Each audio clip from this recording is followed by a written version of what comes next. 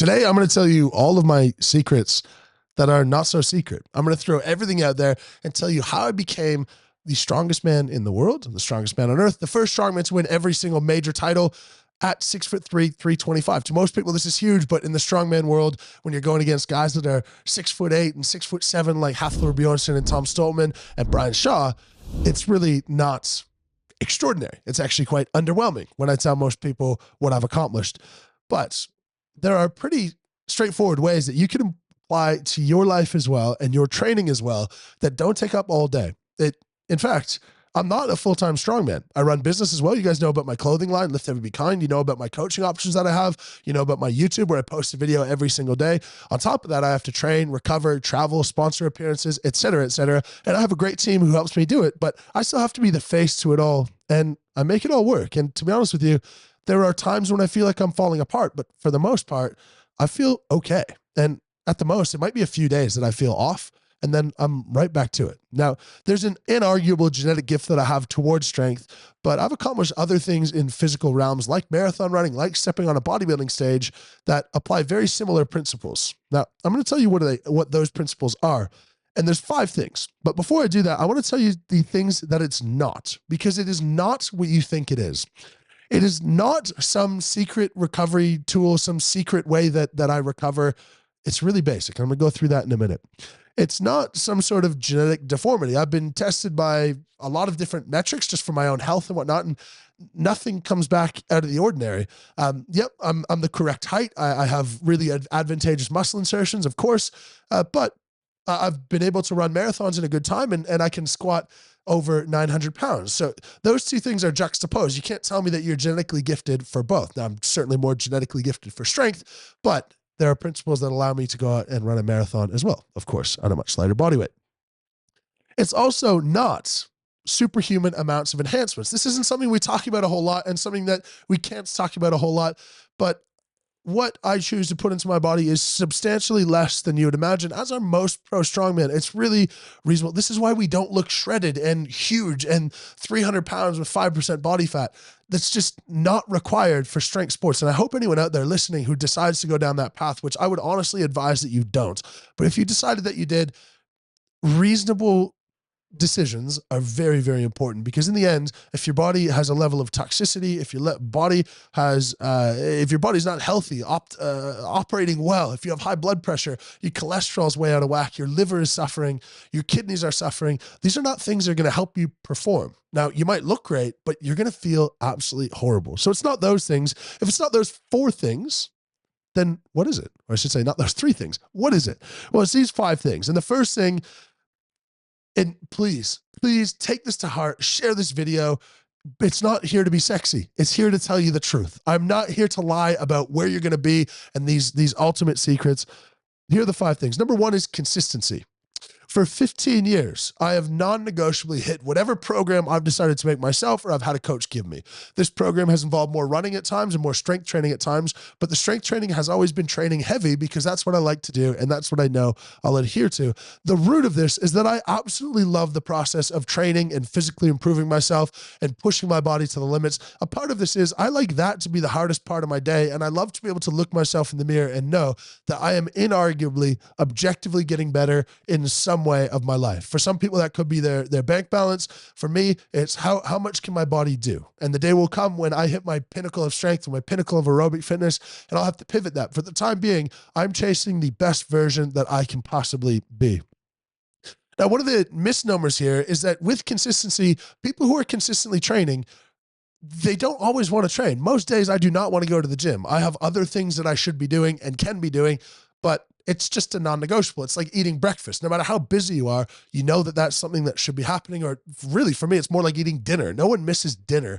And that's how I treat training. It's just something that always happens. On a bad day, it just gets pushed later and later and later, just the same as you might eat dinner at 9 p.m. I might go train at 7 p.m. or 6 p.m. when I aim to train at 1.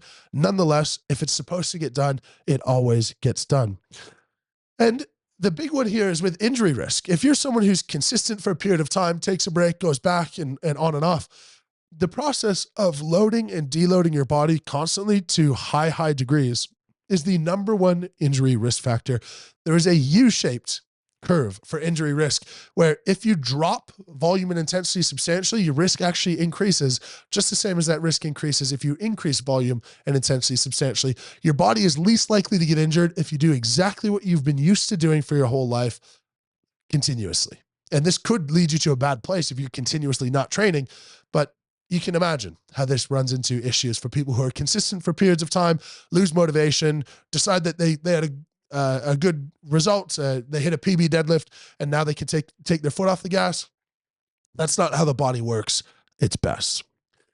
Number 2 is biomechanical analysis. Now I have my master's degree in clinical exercise physiology, my undergraduate degree in human kinetics, and I really like physics. And physics and biology is where, of course, biomechanics meet. Now I should say not physiology, but the human body. That's where they meet. And this is something I get really excited about when I'm looking at events and when I'm thinking about how to execute a movement. This is where I think I have a big mental competitive advantage. In fact, most of my technical improvements have come when I'm away from the gym. I'm in the shower thinking about things, or I'm going to bed and something is just ticking in my brain. I'll give you some examples here of how this has resulted in technical changes that have helped me to win competitions. Number 1 is bending under overhead implements, log and axle.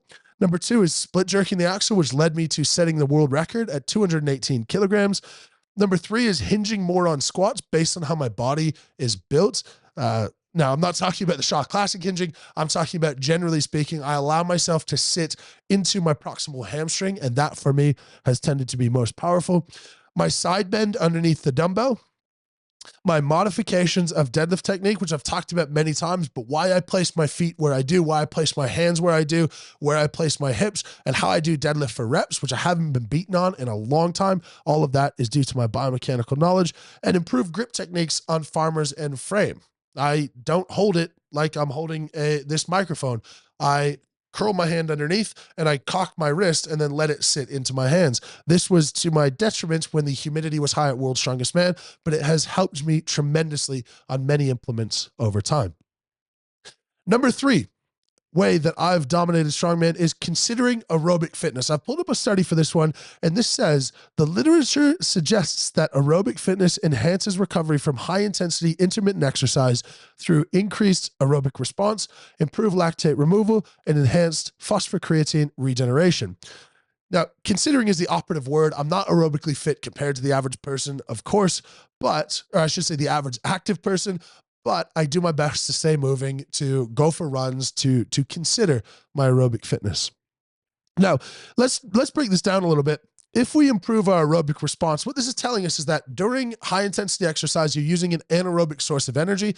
After that, you need to repay that with increased respiration. This is why you run up a set of stairs, you feel totally fine, then you stop, and now you're out of breath because you're repaying that oxygen debt. If you can decrease that, then say something for reps for 2 minutes, you could build that back in, say, 10, 15 seconds after 1 rep, rather than taking 30 or 40 seconds and your time has run out.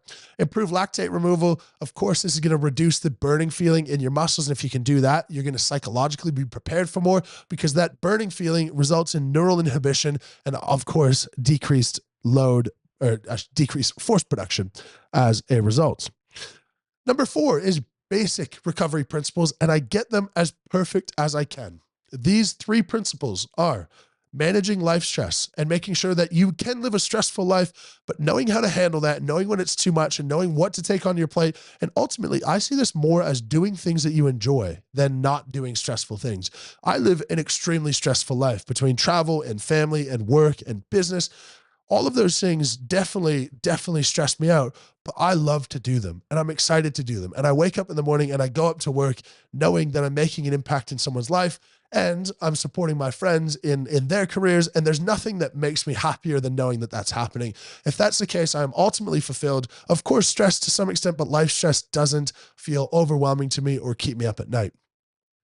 Next up is your nutrition. With nutrition, we're talking for me, micronutrients more than anything. Hitting macronutrients is easy and useless. I reviewed Brian Shaw's diet and his competition diet when he was eating 10, 15,000 calories. It was very high in macronutrients, very low in micronutrients. Those micronutrients are going to help with energy production, help with the digestion of food, help with your ability to store that food as energy for later, and they cannot be overlooked. I'm not talking about a multivitamin. I'm talking about getting good whole foods that are rich in micronutrients in honestly 80% of meals. 20% of the time, have some fun, eat what you'd like, especially if you're trying to be a strong man. I'm not the leanest person on the planet, and there's a reason for that. It's because I don't always eat the cleanest food. But when I eat clean food, I make sure that micronutrients are a staple. The last one is sleep. Sleep can be a challenge for most people, but 8 hours is an absolute minimum. 9 to 10 hours is what we should be looking for if you're trying to physically improve your body. Your time when you're sleeping is the best time for you to rest, recover, for those muscles to build back, to drop your inflammatory markers. And sleep is the best performance enhancing drug that most people choose not to take with no negative side effects. Now, I have a baby at home, and thankfully my wife Ashley takes the brunt of the getting up during that. And by brunt, I mean the entirety. And this allows me to do what I do. Having a strong partner is almost inarguable. It's almost unavoidable unless you're single. If you want to physically improve yourself to get close to your genetic potential, they need to be on board for this journey as well. And if you can get them on board, you're one step closer to becoming the best version of yourself. Number 5, I've listed this separately. Of course, it is part of my basic recovery principles, but it's worth talking about twice. This is your nutrition. Nutrition is the worst done thing in strongman, full stop. And in strength sports, full stop. Professional athletes often don't eat the best diet. I hate to break it to you, whether it's NFL players or NBA players or whatever it may be. But strength athletes seem to take this to a whole new level. From gorging on pizzas and cheesecakes to ice cream to really, it's giants. What would a giant 5-year-old eat? And that's what a strongman tends to eat, at least the stereotypical old generation strongman. And this is great for calories. It's great for getting heavy. You'll put on some useless size. You'll put on some useful size, but it's not going to be very good for you. Back to the conversation about enhancements. If your body is inflamed and toxic and you have free radicals everywhere, it's going to be very difficult for you to be able to perform at your best, especially if we're talking about any substantial exercise volume. I spread out my meals in 6 meals a day. I eat 5,500 calories virtually all year. I'm 325 pounds most days of the year. That goes up to 330 sometimes, down to 320 sometimes, but I keep a really close eye on it because I want to be healthy at the same time as I'm performing, because being healthy or relatively healthy helps me to perform my best. This means in my meals, of those 6 meals, 5 are high quality with micronutrients, with whole foods. 1 of those meals, and on a bad day, 2 of those meals will be protein shakes, or I go out and eat and I have French fries with a chicken club. But even when I go out to eat, I will never order a hamburger because I don't need a fatty patty on top of, underneath fatty cheese, on top of mayo. I'll eat a chicken burger just to make it marginally better. And every decision I make when I'm out eating, I try to choose the healthier option, knowing that I can make up healthy calories later in the day if I need to. And frankly, I love eating a bag of rice cakes at night, and there's nothing unhealthy about that. Really good, clean carbs. No micronutrients, but much better than if you were to have, say, a fat-loaded mashed potato. And my last nutrition tip is to monitor your fat intake very, very closely. It's sort of the unspoken about macronutrient, because we know the usefulness of carbohydrate for energy. We know the usefulness of protein for rebuilding muscle and tissue in the body. But fat is often way overcooked. And at a density of 9 calories per gram, these calories can add up really, really quickly. Let's say your target is 150 grams of fat a day, which is fairly reasonable. If we take that even to 200 grams of fat a day, that's 50 extra grams by 9 calories per gram, 450 extra calories. You spread those 450 calories across 7 days. We're slightly under 3,500 pounds. That's nearly a pound a week just in mindless 50 grams of fat a day, which is not hard to do if you're doing it by accident and mindlessly. Something for you guys to consider. But that's what I have to say. As a bonus, I think monitoring your body composition is very important. My personal opinion is anywhere between 15 and 25% for strength sports is appropriate. Anything in excess is going to tend you towards metabolic disease, tend you towards health conditions, tend you towards chronic systemic inflammation. And anything less than that will tend you to have dried out joints, increase your injury risk, and reduce your ability to move heavy loads. Even just generally speaking, resting a log or a stone or an axle on your stomach, if you're super lean, is going to be incredibly uncomfortable. Unless you're a weight class athlete, I would steer away from it.